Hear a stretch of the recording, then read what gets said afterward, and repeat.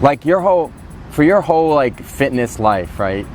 And you're young, but I was gonna say that long. I mean, no, but I mean, it's not people. I think what happens when people think of like health and fitness, they think of it like, I have to start tomorrow, and then in 2 weeks I'm going to get to this point, and then in 3 weeks I'm going to get, you know, it's like a shotgun approach. Hurry up, and get that body. And it almost sets you up for failure. Totally. It's just not. That's not how life works. Yeah, I mean, you've been doing some form of like fitness and dance and competition and Pilates and yoga and all these things. You just keep building on it. It's like it just keeps growing, right?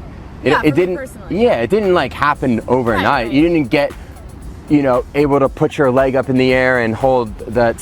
What is that crazy pose? Standing split, or birds of paradise. Yeah, birds of paradise. Like I know. I could imagine if I'm seeing you do that for the first time, like a picture of that, I'm going. I think a lot of people go, I want to do that, right. And then they're like, okay, I'm gonna practice that pose for 1 month, and I'm gonna get it. And then the reality is, there's all these pieces you have to do to get there. Totally. And it's the same thing for like looking a certain way, performing a certain way. It's like a long. Yeah. It's a marathon. It's not a sprint, yeah. right? And I think maybe that's the key word there too, is practice, because you're going to fail, but you keep practicing, you get better. Right. And what's Michael Jordan said that quote that I'm gonna like paraphrase it totally, but something about the reason he's successful is because he failed so many right. times. So that, I mean, I think that's in a nutshell. You know, I've fallen out of birds of paradise a million times. I've broken my diet a million times. I've not worked out for a week or two or a month right. for many times. But like continuing to practice those things allows me to get better at them. Right. But never putting yourself in a place of like having this idea that there is such thing as perfection or like an excellence to it. Right. It's fine tuning it for your own body, for your own needs, and also the other thing is those things change. Right. You know, as a female, you know, you go through adolescence and hormones, and then you're in your 20s. Right. And your body shifts. It starts to level off a little bit, not quite so crazy and emotional as I used to be. And then, you know, people in 5 years, or even at 25 my age, they have babies. That's an adjustment for fitness and exercise and health. Right. So, and maybe for you, you know, you played baseball. Yeah, I was really skinny, and I didn't grow into my body. I mean, I think people see me now, you know, and they comment, they'll say like, oh, how did you become, how did your legs get so big? How did you do this? How, you know, you're 6'2", 200 pounds. I was like 6'2", 170. No, probably 165 until I was about 19. Right. So it took years. Of practice. Oh my gosh, you so didn't long. Just start squatting, and next year you had like very strong legs, and you've been doing this for 25 years.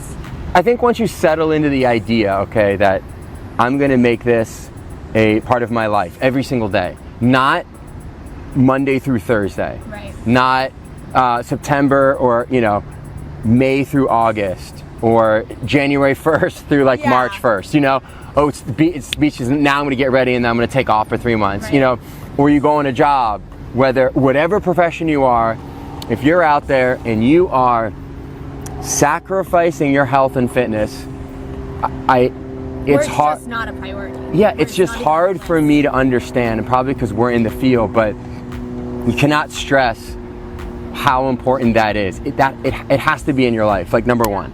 I truly believe too, if you improve your health and fitness, you will improve your relationships, just friendships and partnerships. You'll improve your business. Right. I mean, you'll feel better. You'll have more energies for your meetings. Right. Take 30 minutes, instead of taking an hour lunch break, take 30 minutes to even go for a walk of that hour lunch break. And maybe that's not every day, but you know, try to start to implement those things. And one of my favorite things, and probably biggest pieces of advice to people, is planning it into your schedule. Yeah. Just like you have a meeting with friends and clients, and you have a lunch date with your you're friends, a huge or planner. a date night with your boyfriend. You have to have that. I think that needs to be in the calendar.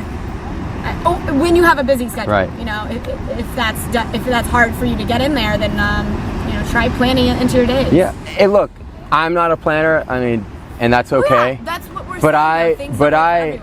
And I think for me, I find people or things to be competitive with myself and other things, and And that's good. That's also a great way to get involved and get yourself competitive again. Like find, you know, we talked about this too, also a little bit, you know, be competitive in, find something that you like to do.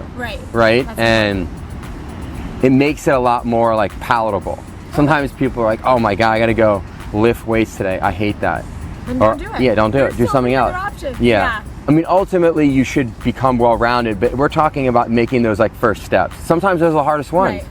And that's kind of comes back to that idea of perfection. Like maybe someone has in their head, okay, this is what they think. They think, oh, I have to eat oatmeal at breakfast, chicken and broccoli for lunch, and at dinner, oh, I probably shouldn't even eat vegetables or carbs. Right. I'm just going to eat salmon and spinach.